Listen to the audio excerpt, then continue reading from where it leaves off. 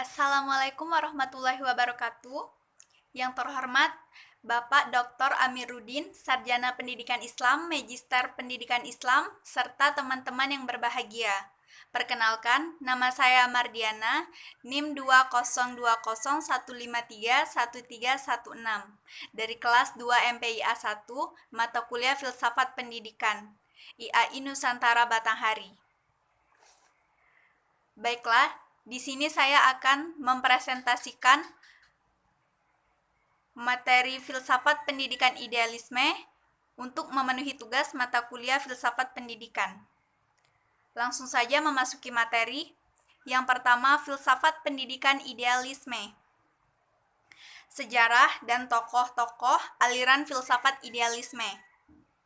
Idealisme merupakan pemikiran filsafat yang menganggap bahwa realita kehidupan ini bukanlah suatu hal yang hakiki, melainkan hanya gambaran dari jiwa manusia saja dan spirit manusia. Pada masa Plato, banyak tafsiran yang bersifat metafisika muncul, yang mana tafsiran-tafsiran tersebut banyak sekali yang menganggap bahwa di dalam kehidupan dini banyak wujud yang bersifat gaib dan kedudukannya lebih tinggi dan segala sesuatu yang bersifat nyata. Namun, tafsiran seperti itu belum bisa dikatakan sebagai aliran idealisme. Namun, barulah pada masa Leibniz abad ke-18 bisa dikatakan sebagai aliran idealisme. Selanjutnya, tokoh-tokoh idealisme, aliran idealisme. Yang pertama ada Plato.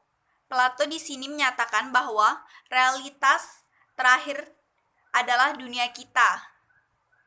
Yang kedua ada Hegel, yang mana Hegel ini terkenal sebagai filosof yang menggunakan dialektika sebagai metode filsafat. Selanjutnya yang ketiga ada Elea, di mana ia merupakan filosofi yang mengatakan bahwa yang ada itu satu, yang mana tidak ada seluk-beluk dan tidak berubah-ubah. Yang keempat ada Immanuel Kant, yang kelima ada David Hume, yang keenam ada Al-Ghazali. Selanjutnya B. Pengertian dan konsep secara umum tentang idealisme.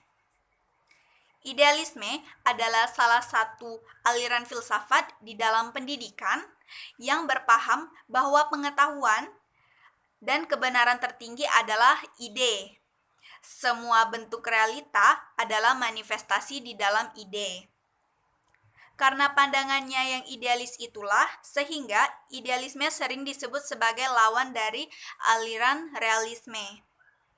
Baiklah, memasuki konsep idealisme. Konsep idealisme terbagi menjadi 4. Yang pertama, ada metafisika idealisme. Yang kedua, ada humanologi idealisme. Yang ketiga, ada epistemologi idealisme. Yang keempat, ada aksiologi idealisme. Selanjutnya, C. Konsep pendidikan menurut aliran idealisme. Yang pertama, tujuannya untuk membentuk karakter, mengembangkan bakat atau kemampuan dasar, serta kebaikan sosial. Yang kedua, kurikulum pendidikan yang dimana ini diterapkan liberal untuk pengembangan kemampuan dan pendidikan yang praktis untuk memperoleh pekerjaan di dalam kehidupan nyata. Yang ketiga, metode yang digunakan yaitu metode dialektika atau saling mengaitkan ilmu yang satu dengan ilmu yang lain. Tetapi metode yang lain yang efektif dapat dimanfaatkan. Yang keempat, peserta didik. Peserta didik di sini bebas untuk mengembangkan kepribadian, bakat, dan kemampuan dasarnya. Tidak ada batasan, maksimum dan minimum. Jadi bebas. Selanjutnya yang kelima, pendidik.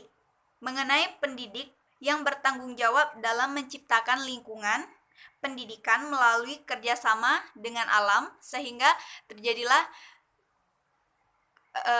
mutual antara pendidik dan pengajar yang bekerja sama dengan alam. Baiklah, sekian materi dari saya. Saya akhiri, wabillahi taufik wal hidayah. Wassalamualaikum warahmatullahi wabarakatuh. Terima kasih.